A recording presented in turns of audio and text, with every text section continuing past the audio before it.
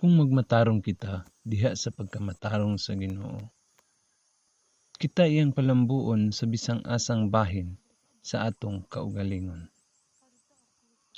Sama sa tanom nga tambok ug himsog. Tungod kay insakto ang pag-atiman niini. Mamunga ug maghatag og maayong abot alang kanato. Mao usab kanato nga nagmatarong diha sa pagkamatarong sa Ginoo. Tungod kay si Amang Yahweh ang nagpalambo, mulambo gayud kita. Mao kini ang sulat diha sa Salmo nga nag-ingon. Ang